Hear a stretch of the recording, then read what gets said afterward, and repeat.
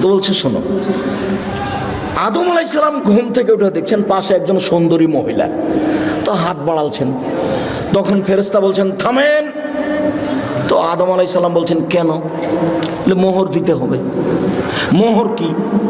বলে মুহাম্মদ সাল্লাল্লাহু আলাইহি সাল্লামের উপরে 1000 বার দরুদ পড়ে দিতে হবে। কোরআন মাজিদে সূরা বাকারাতে আল্লাহ বলেছেন যে আমি আদমকে সব কিছু শিখিয়ে দিয়েছি, সব কিছু। তো বউকে কিভাবে হালাল করতে হবে সেটাই তিনি জানলেন না? আরে নিজের বউকে হালাল করাই জানলেন না? শুনুন, কিয়ামত পর্যন্ত মুফাসসির সাহেব তাফসীর প্রমাণ করতে পারবে না। এদেশে একটা বই পাওয়া যায়, বইয়ের নাম তাফসীর কি মিথ্যা হতে পারে? জিজ্ঞাসাবোধক নাম। ওই বইয়ে যা তাফসীর আছে সবই মিথ্যে। বইয়ের নাম কি? তাফসীর কি মিথ্যা হতে পারে? কোনোদিন দেখেছেন বইটা? জি, এইখানে আছে কি না আমি তা জানি না, বাড়িতে থাকতে পারে। বইয়ে যা তাফসীর আছে সবই মিথ্যে। আইয়ুব আলাইহিস সালামের শরীরে পোকা হয়নি, ওই কথা মিথ্যে। দাউদ আলাইহিস সালাম কারো স্ত্রীকে দেখে পাগল হননি। এত বড় নবী আর একজনের বউকে দেখে যদি পাগল হয়ে যায় তাহলে নবী নন। এটা কোনো কথা হলো নাকি? আইয়ুব আলাইহিস সালামের স্ত্রী, একজন নবী মানুষের স্ত্রী আরেকজনের সাথে জিনা করে ধরা পড়ে যাবে? এত বড় আল্লাহর কাজ ঠেকানোর প্রয়োজন হয়ে গেছে? শুনুন, আল্লাহু আকবার বলে সালাত আরম্ভ করবেন। সুন্দর করে ওযু করে নেন। পেশাব পায়খানার প্রয়োজন থাকলে সেরে আসেন। পানি দিয়ে পবিত্রতা অর্জন করবেন। পানি না থাকলে ঢেল টিস্যু পেপার। আগে ঢেল টিস্যু পেপার পরে পানি, এই কথা মিথ্যে। আপনার টয়লেটে দেখছি খালি টিস্যু পেপারের বালতি। আগে ঢেল টিস্যু পেপার পরে পানি, এই কথা মিথ্যে। ঢেল টিস্যু পেপার নিয়ে 40 কদম হাঁটতে হবে, এটা নোংরামি। পায়ের উপরে পা উঠিয়ে খক খক করা বেহায়াই। আপনি মনে কষ্ট নেন না, আপনি আমার দিনী ভাই। আপনি পবিত্রতা অর্জন করছেন এভাবে। আপনার বউকে 40 কদম হাঁটান দেখি, আপনার বউ ঢেল নিয়ে হাঁটুক দেখি। তো আপনার বউ যদি ঢেল নিয়ে 40 কদম হাঁটে আর পায়ের উপরে পা উঠায়, তাহলে আপনাকে দেখতে কেমন লাগবে? তাহলে আপনাকে মহিলাটাকে দেখতে যেমন যেমন লাগবে, মহিলাটা আপনাকে দেখতে তেমন তেমন লাগে। এরকম কাজ ধর্ম হতে পারে না। আপনাকে আরো বলছি, 40 কদম পরে আপনি টিস্যু ফেলেন, মনে হবে পেশাব আসলো। 40 কদম নয়, 40 দিন পরে যদি ফেলেন তবুও মনে হবে। কেন? এটা আপনার ধারণা হয়ে গেছে। সহজ পথ। পেশাব হয়ে গেছে, পানি দিয়ে পবিত্রতা অর্জন করেন, হাতটা মেজে নেন। এখন যদি মনে হয় যে 1 ফোঁটা পেশাব আসলো, তাহলে ওযু করার সময় একটু পানি এলে লজ্জাস্থানে সামনাসামনি এভাবে ছিটিয়ে দেবেন। বুঝাতে পারিনি? বাস, পবিত্রতা শেষ। আর ভিতরে এটা ধারণা করতে হবে না। ধারণা করলেই 40 কদম পরে যদি টিস্যু ফেলেন তবু মনে হবে। ওই পথই যায় না, বিপদ। আল্লাহু আকবার। ডান হাতের কবজি বাম হাতের কবজির উপরে রাখবেন। 2 পায়ের গোড়ালি জমা করবেন না। রাজশাহী চাঁপাইনবাবগঞ্জে মহিলা বৈঠকে মহিলারা বলছে, বুবু নামাজে যখন দাঁড়াবা বুবু, তখন 2 পায়ের গোড়ালি জমা করে দিও বুবু। যদি 2 পায়ের গোড়ালি ফাঁকা রাখো বুবু, তাহলে লজ্জা স্থানের যোগাযোগ বুবু মাটির সাথে হবে, মাটি অভিশাপ করবে। বুবুর সব কথাই নাকি বুখারীতে আছে। বলছে বুবু যখন সিজদা করতে যাবা বুবু, তখন হাতে যেমন মাটিতে পড়ে যায়, তেমন মাটিতে পড়ে গিয়ে আঁটো সাঁটো হয়ে সিজদা করিও বুবু। বুককে যদি উরু থেকে পৃথক রাখো বুবু, তাহলে স্তন ঝুলন্ত থাকবে বুবু, পর্দার ব্যাঘাত ঘটবে। বুবুর সব কথাই নাকি বুখারীতে আছে। বলে হিসাব, বুবু ব্লাউজ গায়ে দিয়ে আছে, শাড়ি পরে আছে, শাড়ির ওপরে চাদর আছে। বুবু ঘরে পড়ে সালাত, ঘরে বসে সালাত আদায় করছে, ঘরের মধ্যে সালাত আদায় করছে। পর্দার ব্যাঘাতের কোনো প্রশ্ন আসে না। মুহাম্মদ সাল্লাল্লাহু আলাইহি ওয়াসাল্লাম যেভাবে সালাত আদায় করতে বলেছেন, পুরুষ নারীকে এভাবেই সালাত আদায় করতে হবে। এটাই চূড়ান্ত হিসাব। পৃথিবীর কোনো মানুষের সালাত আদায়ের জন্য ব্যতিক্রম কোনো প্রমাণ হবে না। সহিহ হাদিস দ্বারা প্রমাণ পেশ করতে হবে, অন্যথায় যা করেছি ভুল হয়েছে। এখন যা দেখছি বাস্তব সেটাই করতে হবে। আল্লাহু আকবার, আল্লাহু আকবার বলার সময় এরকম করতে হবে না। আল্লাহু আকবার, এটা চলবে না। আল্লাহু আকবার, এটা চলবে না। আল্লাহু আকবার, এটা চলবে না। তাহলে এটাও চলে না, তাহলে এটাও চলে না, তাহলে এটাও চলে না। তাহলে কি করতে হবে? কাঁধ সামনাসামনি, একাধিক হাদিস দেখেন,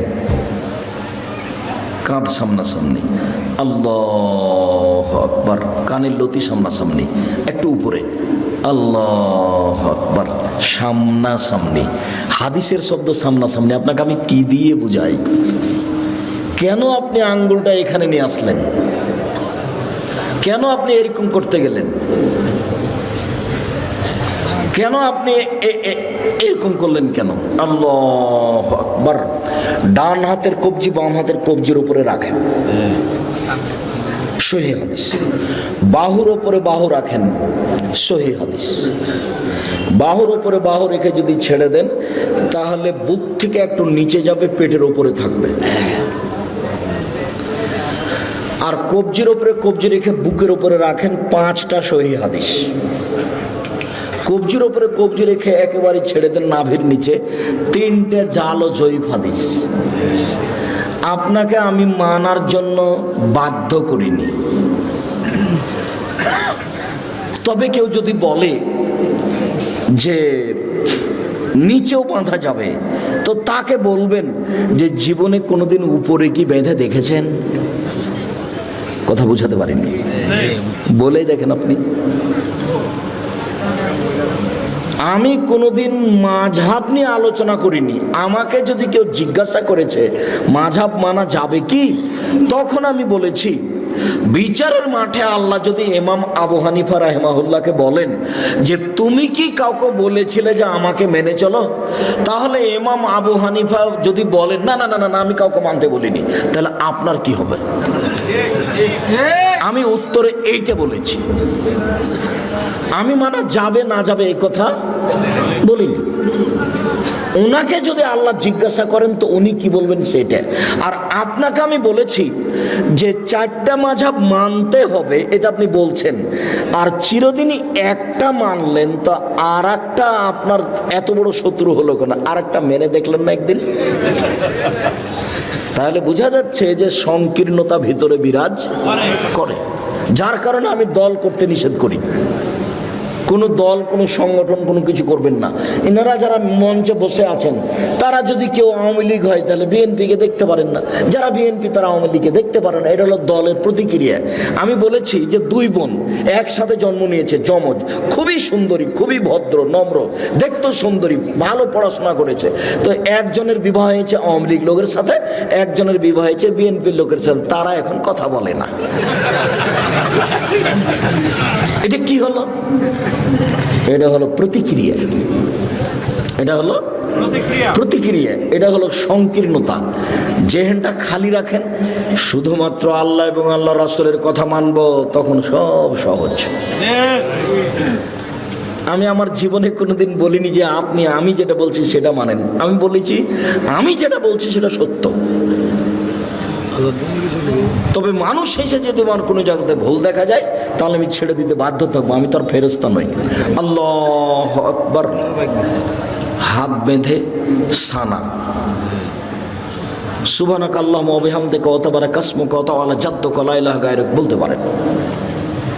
আল্লাহুম্মা বা'id বাইনি ওয়া বাইনা খাতায়ায়া কামা বা'adta বাইনাল মাশরিক ওয়াল মাগরিব, খুব গুরুত্বপূর্ণ দোয়া বলতে পারেন। আউযু বিল্লাহি মিনাশ শাইতানির রাজিম, বিসমিল্লাহির রহমানির রহিম, আলহামদুলিল্লাহি রাব্বিল আলামিন। বিশ্বজগতের প্রতিপালকের প্রশংসা। আর রহমানির রহিম, তিনি হচ্ছেন পরম দাতা দয়ালু। মালিক ইয়াউমিদ্দিন, তিনি হচ্ছেন বিচার দিনের মালিক। ইয়াকা না'বুদু, একমাত্র তোমার ইবাদত করি। ওয়া ইয়াকা নাস্তাইন, একমাত্র তোমার কাছে সাহায্য চাই। ইহদিনাস সিরাতাল মুস্তাকিম, তুমি আমাকে সোজা পথ দেখাও। সিরাতাল লাযিনা আন'আমতা আলাইহিম, ওই পথ তুমি দেখাবে যাদের ভালোবেসেছো। গায়রিল মাগদুবি আলাইহিম ওয়ালাদ-দাল্লিন, ওদের পথ দেখাও না যারা ভ্রান্ত, যাদের উপরে তুমি অসন্তোষ পথভ্রষ্ট হয়েছ তাদের পথ তুমি দেখাও না। আমিন। দীর্ঘ সময় ধরে তোমার দরবারে যে প্রার্থনা করলাম সেই প্রার্থনা তুমি কবুল করো।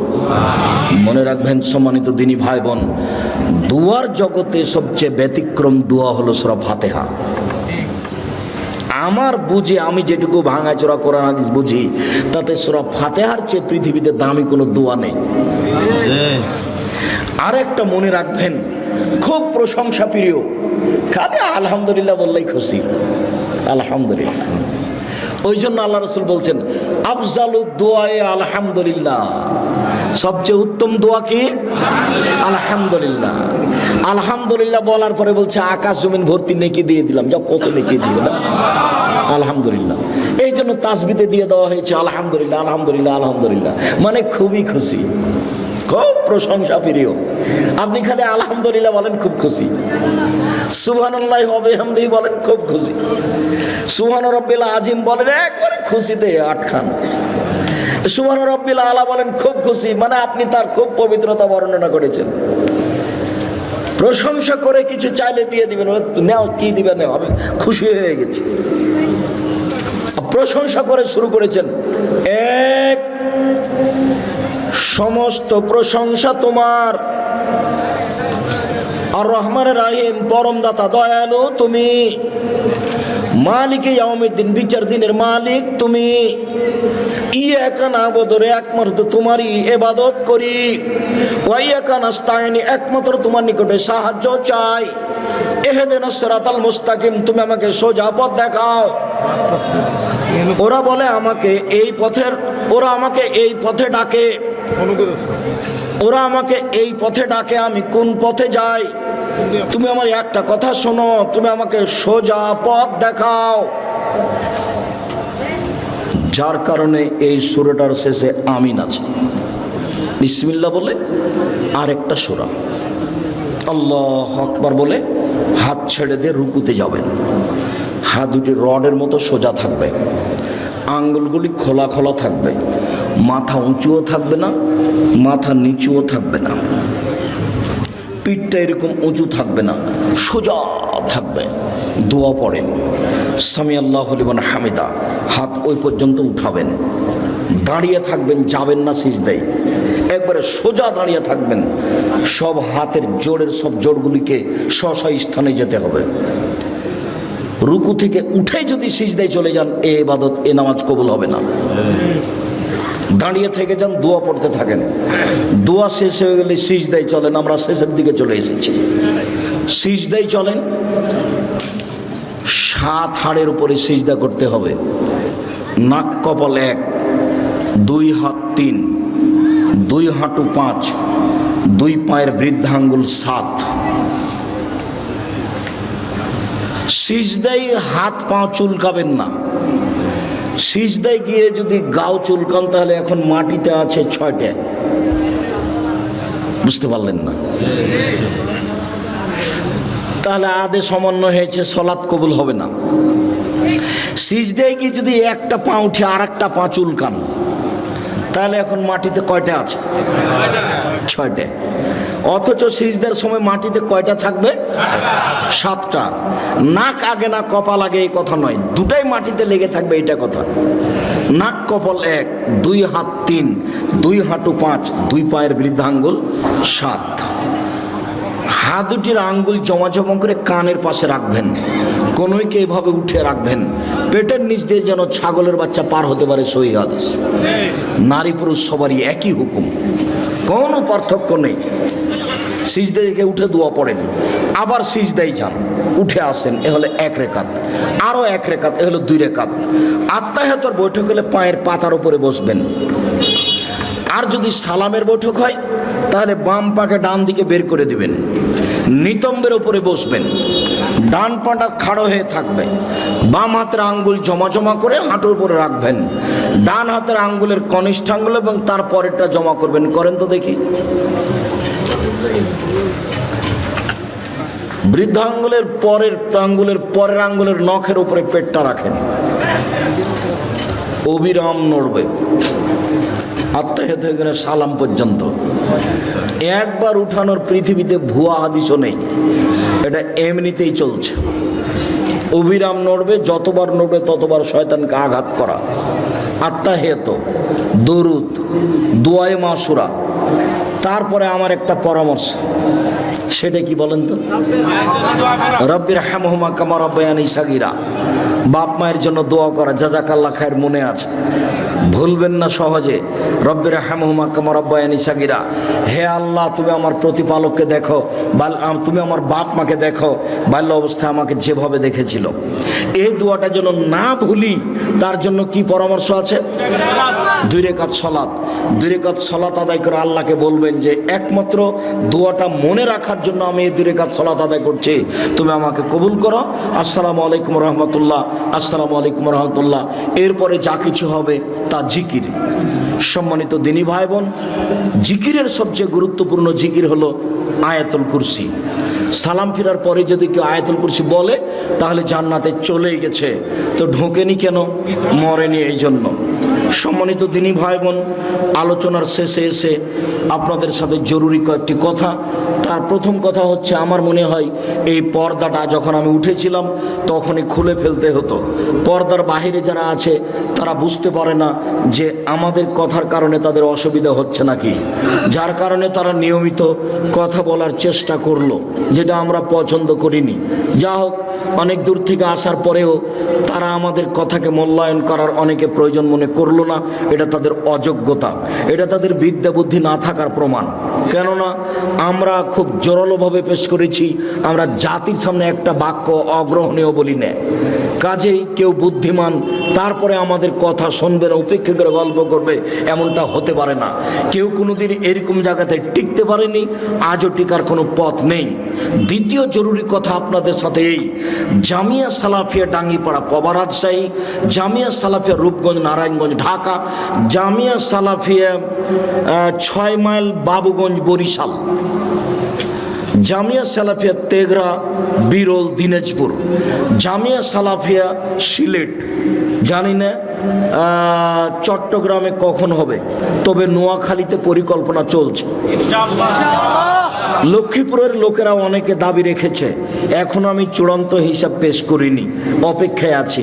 ভাবছিলাম নোয়াখালী, মেন নোয়াখালীতে হোক, তাহলে সব জেলার জন্য সহজ হবে।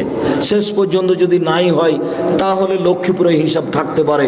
মর্মে সকল দিনী ভাই বোনকে আমি জামিয়া সালাফিয়ার জন্য আন্তরিকভাবে দোয়া করার জন্য অনুরোধ জানাচ্ছি। আমার মনে বড় সাধ, এদেশের মাটিতে আমি উন্নত মানের প্রতিষ্ঠান গড়ে উন্নত মানের বাংলা, ইংরেজি, আরবি শিক্ষাদানের মাধ্যমে অন্যায়ের বিরুদ্ধে লড়বো, মুখে কলমে মিডিয়ায় ইনশাআল্লাহ আমি লড়বো ইনশাআল্লাহ।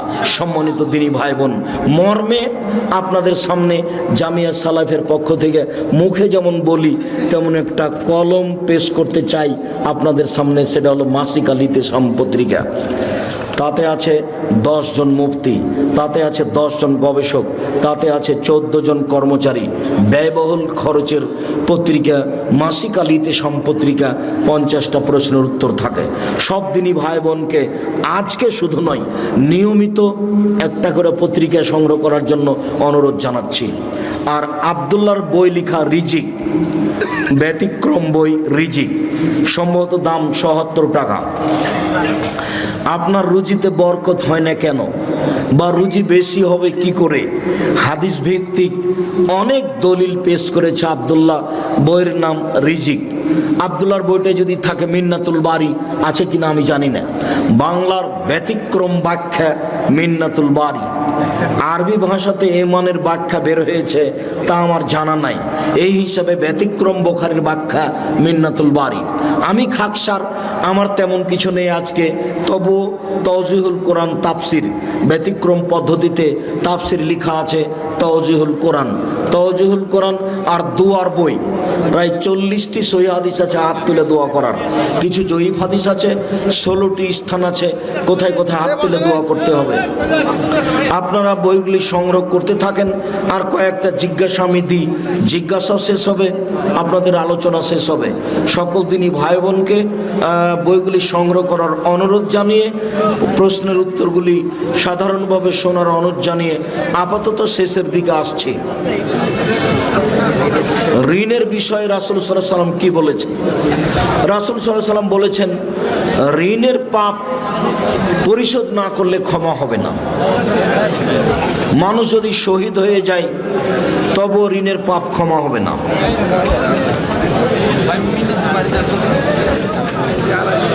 জুম্মার 2টা আজানের বিধান কি? 2 আজান বিদাত, 1 আজান সহি হাদিস। 2 আজান উসমান রাদিয়াল্লাহু তাআলা কি বেদাত করেছেন? না, উসমান রাদিয়াল্লাহু তাআলার ইজতিহাদ। যদি ইজতিহাদ প্রয়োজন হয় তাহলে মানতে হবে, প্রয়োজন না হলে এই ইজতিহাদ সেই কালে আব্দুল্লাহ ইবনে উমর নাকচ করেছে। জাকির নায়েক সম্পর্কে কিছু বলুন। জাকির নায়েক বড় পণ্ডিত মানুষ, সঠিক আকীদার মানুষ। জাকির নায়েকের কথা গ্রহণীয়। দেখেন দলিল সহ হলে অবশ্যই গ্রহণ করবেন। মৃত ব্যক্তির জন্য কুলখানি, কোরআন খতম, 340 কি যায় জিনা কাবিরা গুনহা। মৃত ব্যক্তির জন্য কোরআন খতম করা যাবে না। মুখে দোয়া করতে হবে, অর্থের দান করতে হবে। রাসূলুল্লাহ সাল্লাল্লাহু আলাইহি সাল্লামকে রুহানি পিতা বলা যাবে কি? জি না। এগুলো হচ্ছে ধর্মের নামে বিকৃত কথা। মুহাম্মদ সাল্লাল্লাহু আলাইহি সাল্লাম কারো রুহানি, নগদ, বাকি কোনো পিতা নন। মুহাম্মদ সাল্লাল্লাহু আলাইহি সাল্লাম হচ্ছেন জনগণের রাসূল, নবী।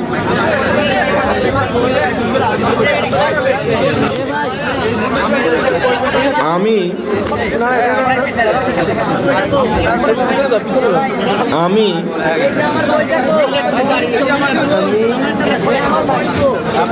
পায়জালে আমল নামক কিতাবে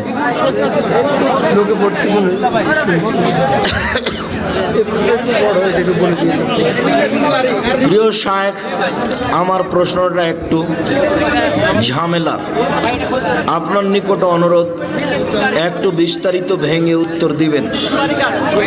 বিদ্যুতের খুঁটি থেকে অবৈধভাবে বিদ্যুৎ ব্যবহার করেছি, এখন বুঝতে পারলাম জনগণের সম্পদ নষ্ট করেছি। এখন আমি যে পরিমাণ বিদ্যুৎ আনুমানিক ব্যবহার করেছি, এখন তার মূল্য থেকে কিছু বাড়তি টাকা বিদ্যুৎ অফিসে জিএম বরাবর পরিশোধ করি বিদ্যুতের উন্নয়নের কাজে লাগানোর জন্য, তাহলে আমি কি জনগণের ঋণ মুক্ত হব? আপনি বিদ্যুৎ অন্যায়ভাবে ব্যবহার করেছেন এটা বলতে চান না। আপনি এই কথা গোপন রেখেই কিছু পরিমাণ টাকা বিদ্যুৎ খাতে দিয়ে দেন, যে আমি এই টাকাটা দিয়ে দিলাম, বিদ্যুৎ খাতে আপনারা ব্যবহার করবেন।